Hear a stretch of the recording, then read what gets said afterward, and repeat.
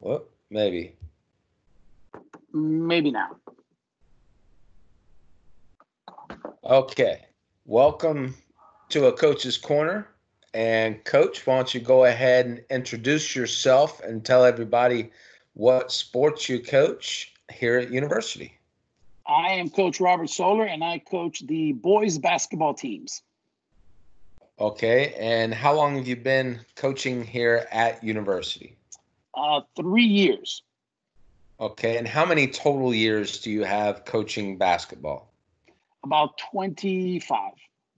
25. So, what other schools and programs have you been associated with as a basketball coach? I associate here. I worked with West Oaks. I worked with Lake Mary Prep. I helped a little bit at Haggerty with the female basketball team, and in Miami, I worked with a couple of private schools. And other than that, it's been high school travel teams most of the time during the summer, and just really keeping the middle to above average athlete getting ready for their high school. Okay. And have you coached any other sports other than basketball? At Hot Shots, which is my gym, I've now started coaching volleyball. Okay. And how's that going coaching volleyball compared to basketball? You've seen a lot of similarities, a lot of differences. Um, the thing about volleyball versus basketball, there's always a physical, a person trying to block you, right? Trying to get in front of you, trying to keep you from going to a spot on the court, trying to keep you from getting the ball, trying to keep you from dribbling the ball. In volleyball, it's you and the ball. If you can hit it up or get it to where it needs to go, you've done your job, and then they're going to try to hit it over. So I find that basketball is definitely more of a physical sport, where volleyball is not as physical. But basketball and volleyball are very similar in the sense that there's a lot of technicality behind both of them. If you don't know how to hit, you don't know how to serve, you don't know how to set, you're not going to be successful. If you don't know how to pass, you don't know how to dribble, you don't know how to shoot, you're not going to happen. And very similar in both sports, it's all about a good foundation and footwork. It's almost identical. If you don't have any footwork in volleyball, you're not getting to where you need to get. You don't have the right football and basketball, you're not getting to where you need to get. Okay. All right. And where did you grow up? Miami, Florida. Miami, Born and Florida. raised. Okay. Moved up here about, 15 years ago. All right. And before high school, what sports did you participate in as a kid? I played tennis, which I loved, as we spoke about earlier. I played soccer, and close to my heart is football. Loved football. Played it in high school. I got to hit people, within rules. And in fact, the harder I hit somebody, the more I got cheered on. And it was this is Miami, in the late 80s. So University of Miami had all these teams. So every high school team, wanted to be the high school version of the University of Miami team. And it was definitely a sport that was close to my heart. Right, right. And so then once you got into high school, there were just a couple of sports that you participated in. Yep, football. I still did that, and then basketball. Football was mainly most of the time, and then switched over to basketball in my junior year. Mainly, I always tell a story that my dad came to one of my football games and hit a couple people and hit one guy really, really hard, and he was out, and they came and stretched him out and so forth. And I was on the sideline. My dad comes and grabs me, and he says, "Yeah, we're done." I said, "What do you mean we're done, Dad?" He says, "We're done. I can't have you playing a sport where everyone cheers that you're trying to hurt another guy." And I'm like, "Well, I wasn't trying to hurt him." And my dad looks at the guy, being taken away on the stretcher. He's like, "Well, he looks hurt to me, and they're cheering." I was like, "All right, makes sense. I get it." And that was the end of my football career. And I'm guessing, because I've heard that story a time or two. I'm guessing that your dad wasn't somebody that you would suck your teeth at and talk back to. Definitely not. My dad is a big guy and was very short on words, and kind of came over and grabbed me by the pads and said, "Let's go." And the coach said, "What are you doing?" And my dad turned around and said something to him in Spanish. And I can tell you that it wasn't wasn't nice. And the coach says to me, "What did he say?" And he said, "Oh, that we have to go home. There's something going on at home." And you go, my dad's face looked completely different than somebody who was worried about having to go home. So the coach says, "Well, tell him I said this." And I said, "Coach, I'm just going to give you all my stuff here, and I'll be back tomorrow." And the coach trying to figure out what's going on. And my dad's bigger than me, bigger than the coach. And I look at the coach, and I'm like, I got to go. And it was the end of it. He was like, "Look, I know you enjoy it, but my dad grew up playing soccer. So, yeah, you swipe at people's feet and you knock them down. But we all know soccer guys roll on the ground 52 times. And as soon as a card comes up, they automatically get up. Football's a contact sport. It's a very physical sport. And he just didn't he didn't like the fact that they were cheering. And more importantly, that I enjoyed it when they were cheering. And it was making me even become more aggressive. So, Right. Now, when you would go from football season to basketball season, was there ever a time where you would have issues transitioning from the whole hitting people and being aggressive to the basketball court? It was very difficult. And understand that basketball in the 80s and 90s, for those of you who got to see The Last Dance, are going to see the next part of the series when the Bulls played the Pistons and all that. So you're going to see what basketball in the 90s was. So high school basketball was similar. It was way more aggressive than it is now. But again, football in the 90s was, you can't even measure it. So the transition it was very interesting because I always like to say that your butt sometimes tells your brain what to do. And once you foul a guy twice and now your coach sits you down because 2 minutes into the game, you got 2 fouls, your butt starts to say, "Hey, I don't want to sit here anymore. Can you stop fouling, please?" And then your brain gets out there. You come out in the third quarter, hopefully the end of the second, and you start playing a little bit better with your hands a little further back, kind of getting involved versus trying to send a message early on. Okay. So it was definitely a transition. Probably takes 4 to 5 games before you start realizing, God, I can't do some of the stuff I did. And as a coach now, when you see those football players come from football season, do you have that in your head when you see them come out now? Like, I do. He's a football player. I do, but it's almost different because I think athletes today, just like basketball today, are not big fans of contact. So if you look at all these successful teams that have made to state championship and have competed in the Final Four, even in the Final Eight, they're very physical. They're very strong. They get in your face. They body you a little bit. They know how to use their body at that borderline extension of what's legal. Sometimes they get away with it, but they don't overdo it. And I think sometimes the athlete of today gets on the court, before the jump ball, I don't want to foul out. So now they're in a state of mind where they don't want to. Whereas that football player, that ball's in the air, they're going to make a dive for it to try to block it or in their mind, intercept it or steal it. Yeah. Sometimes you bump into the guy. Sometimes they level the guy, and that's a foul. But other times, they're both going for the ball. They knock the offensive player down. They steal the ball and go. So I try not to tone it down as much. I just try to make them understand. I try to use like a correlation of a football term, right? So the ball's in the air, and you hit the player, it's just like football. It'll be pass interference, right? Whereas in basketball, if you're both going for the ball and you bump to each other, and you still get it, it's kind of like football also, right? We both made contact at the same time. Who's the stronger guy and take off? So when you do that, it really makes a difference. That we've had some football players that have really made a difference that because of their aggressiveness. Okay. And as an athlete, so what is one of your more memorable moments as an athlete? We went where I learned a lot about. It was an athlete moment, and it was also somewhat coaching. It was our senior year. We went to play a school in Pompano. It was a private school, and we get on the court, and it was all these 5'5" to 5'10 and a half, maybe 11, skinny, not really muscular guys. They were doing layup drills, and the entire warm up, it was a couple layup drills. They kick it out, and the guy would shoot. not really aggressive, no dunking, no making any, comments, no music, just doing their job. And we went out there and we played, and they played very little defense. We'd come in, we'd make a layup. They'd come back, make about 15, 20 passes, find a guy wide open on the three, boom, he'd hit a three. We'd come down, we'd get a quick layup. They'd take the ball, make 15, 20 passes, find a guy wide open on a three, boom, hit a three.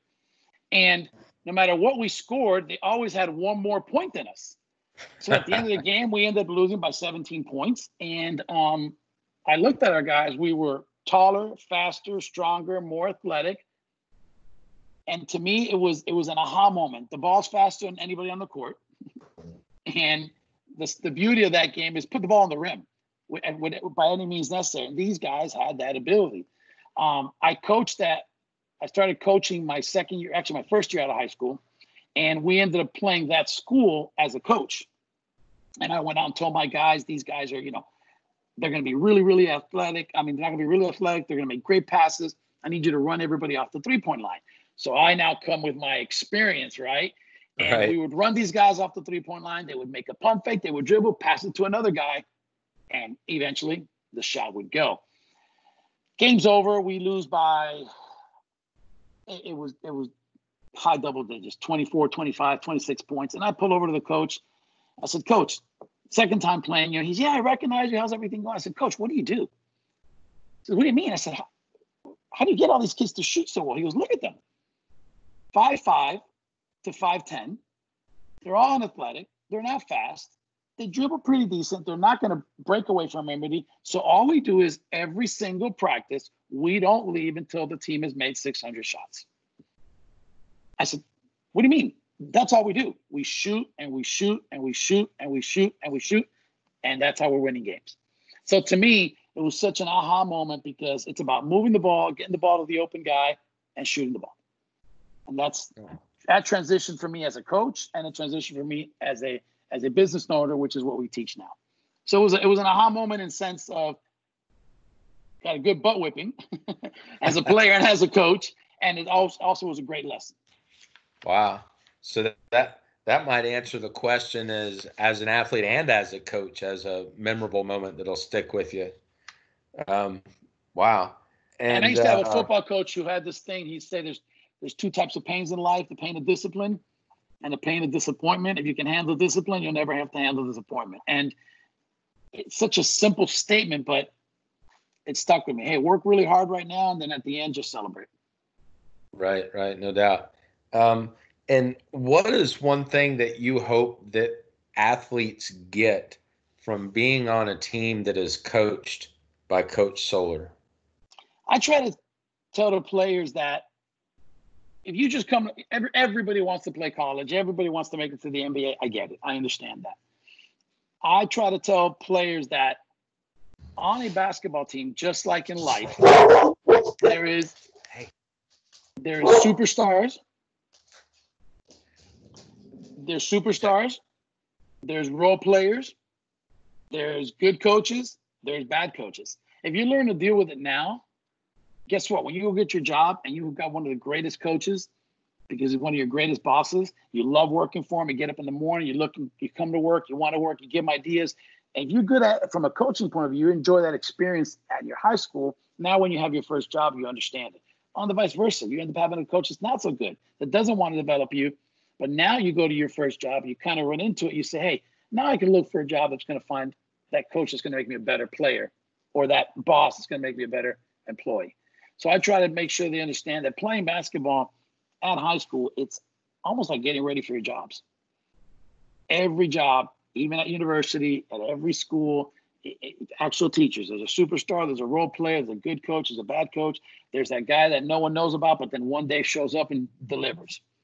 So I try to tell them, enjoy the game, because it's going to be so close to what you're going to be doing in life in the future.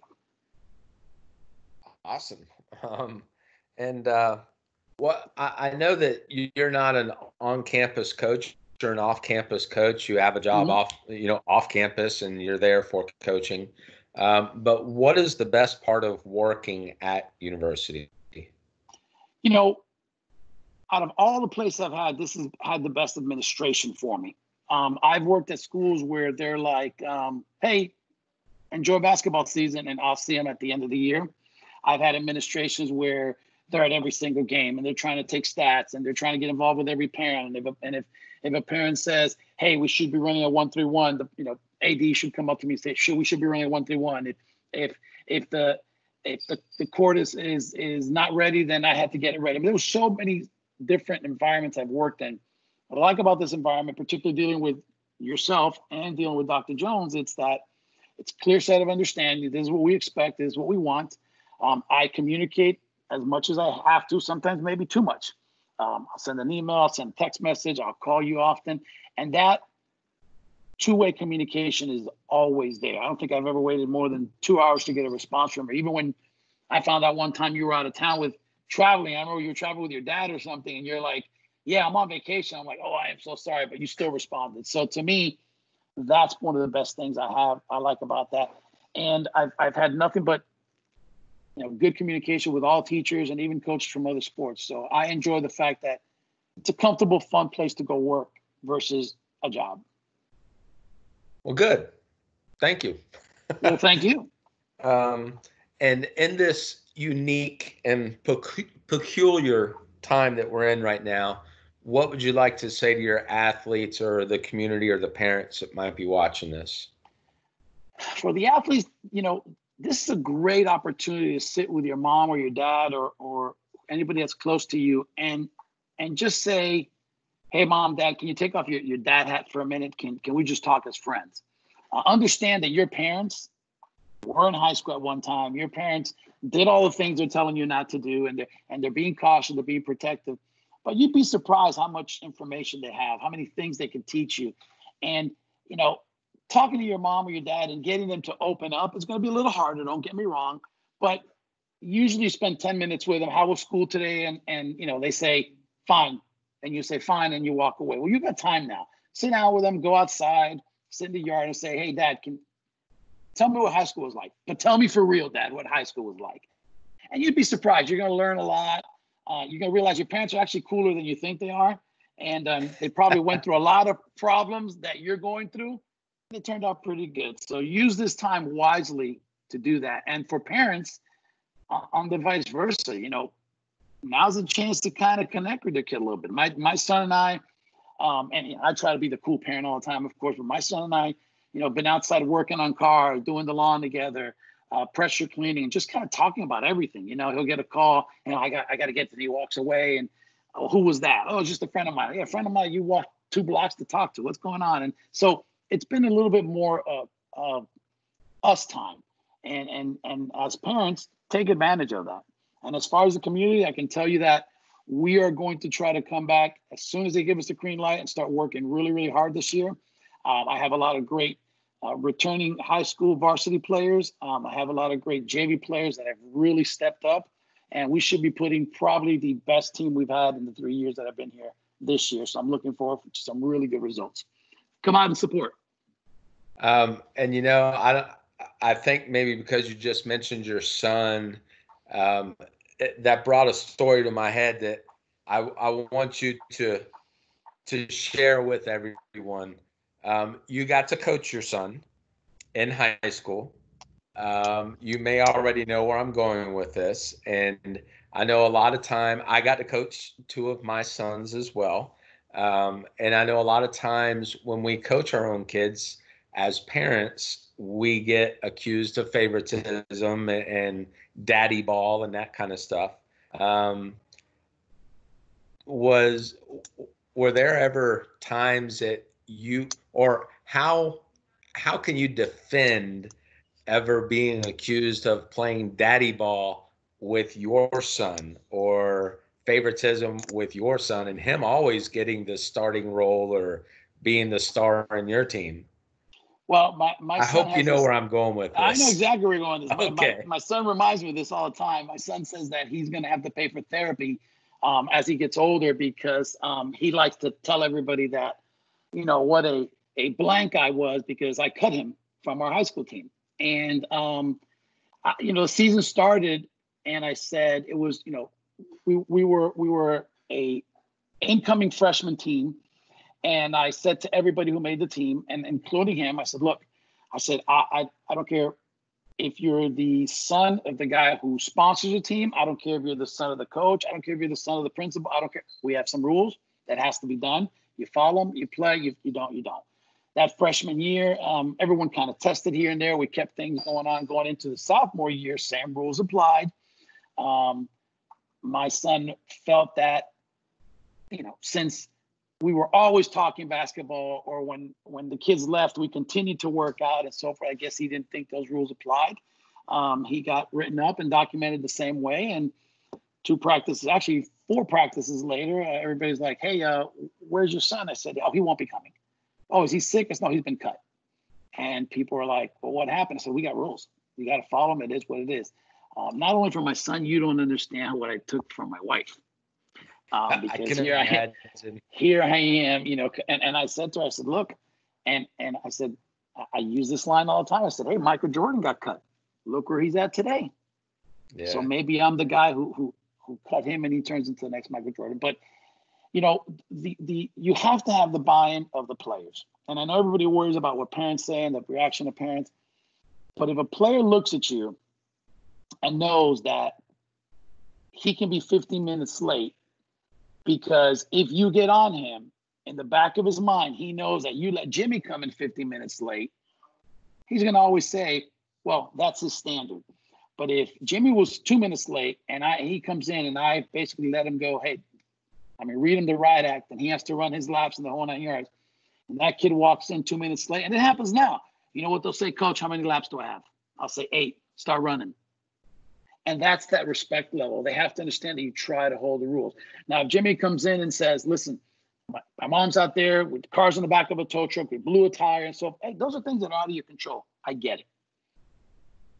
But 4 to 5 minutes late just tells me you didn't go out of your way to come there on time. If you're 40 minutes late, something happened. And you know what I talked about, the experience of high school basketball and work. As a business owner, you show up 4 or 5 minutes late, that tells me that you took a little too long to brush your teeth. You probably didn't have your lunch ready. You probably didn't have your clothes laid out. You probably didn't have all these decisions made earlier to come to work. You show up 45 minutes late. Your hands are all dirty. You got grease all over. I had to change a flat tire. I can't tell how many people tell me, oh, I blew a tire. I look at their hands. They're not sweating a drop. In winter here, you would sweat changing a tire. So don't tell me that. So for me, you have to set rules. You have to go with them. Sometimes it takes a while for a team to understand them, but it works. Whether you're a player, a son, a coach's son, or your principal's son, you have to expect it. Okay, and the question that wasn't on the list, so you didn't have a chance to prepare for this. So if you could have dinner with any 4 people, dead or alive, who would it be and why? Wow, any 4 people, dead or alive. Michael Jordan would definitely be one of them. Dean Smith, North Carolina, would be another one. I think I would like to have dinner with Nelson Mandela, only because he did so many things in Africa and I want to hear that. And finally, interesting. Probably John Kennedy, from a presidential point of view, so that, say it again? I said, okay. Oh, okay, because I think the way he ran the presidency to me was a unique.